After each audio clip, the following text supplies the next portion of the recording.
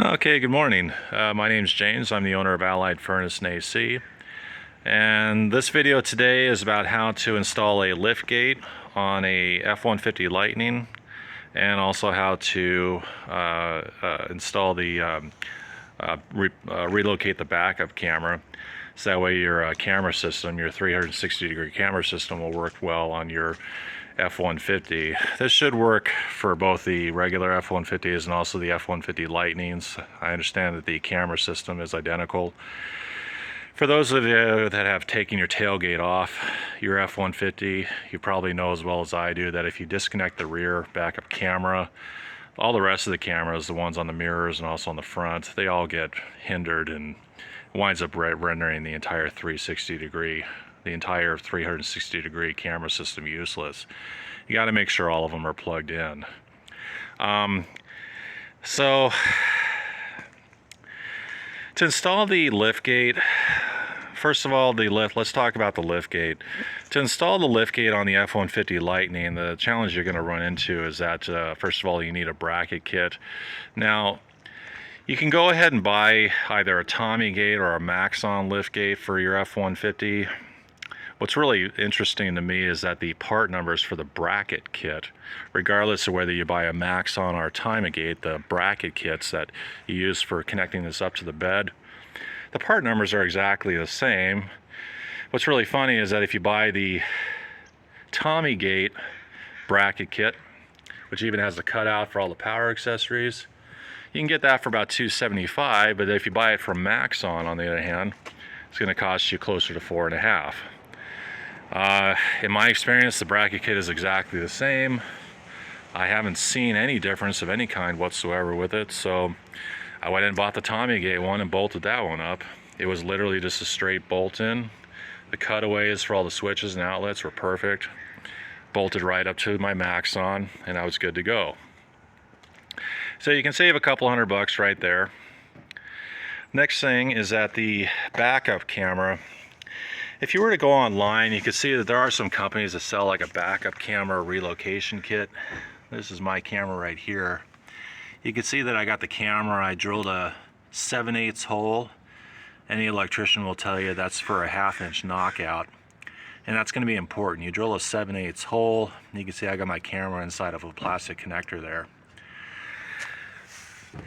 What's very, very important for everyone to know is that that backup camera, the connector on it isn't some sort of like special Ford connector. It's what's called a FAKRA connector. I'm going to spell that out for you. It's a F-A-K-R-A, FAKRA connector. That's not some sort of specialty Ford connector at all. The exact opposite is true. So since you know that that's a FAKRA connector that connects up to the tailgate and then over to the camera, what you can then do is, first of all, you can buy the camera itself. You could certainly pull the camera out of your old tailgate if you want, but I tried to do it, and honestly, it wasn't too easy. So I went online, and of course, you can buy the backup camera from Ford, and they're prohibitively expensive. You can find them online, like on Amazon, for about $120 for the camera itself. You can find them on eBay used for $50. On the other hand, you could simply go onto AliExpress. I found AliExpress to be a very, very useful source for parts, and the pricing is a lot more reasonable. The part number for that camera is this right here. Now, I apologize, I don't have the tech to, electronically put this in the video, so I'm just going to do this the old-fashioned way with a piece of paper. That's the part number for the camera right there. And if you were to put that part number into AliExpress or just on Google, you'll see that the camera comes right up. And you can buy them on AliExpress for right around $50 for a brand new one. The next thing you need is a cable to connect from the camera, like a cable roughly about 2 to 3 feet long, that can connect from the camera and then extend out and connect up to the harness that's already on the truck. It's very, very important that you buy a female by female FAKRA connector. You can buy them about 3 feet long. You can find them on AliExpress for all of $3 or $4. So you buy a female by female FAKRA connector extension cable. You buy the camera for $50, and then you'll have the parts you need to then go ahead and reinstall that camera, in this case on your lift gate. It was very, very easy. I just went and drilled a 7/8 hole. And the next thing I needed was some way to secure this camera to my lift gate, and that's why I used one of these. Now, if you're an electrician, you know, I'm going to move out here since there's some cars driving by. If you're an electrician, you know this is called a gland connector, or I call them a THER cable connector. It's a water liquid tight connector. What I did in this case is I went ahead and got out my grinder and actually ground the nut off. I took this off and ground this thing all the way back to get rid of all the threads, okay? And that way at the end I was just left with this collar here, the nut right here, and this was all gone, okay? I then took a 1/2-inch drill bit and went ahead and just honed down the inside just a tiny bit, and that camera then slid right inside, and it was pretty secure, okay, and held in there just fine. I then drilled my 7/8 hole, pushed the camera right through, and it held in just fine. Another point that you need to know is that connector that's on the camera, it points off in a certain direction. In this case, you're going to want it to point into the 9 o'clock position. So that connector needs to be pointed over to the left in this case at the 9 o'clock position, and that way the camera is oriented right on your screen.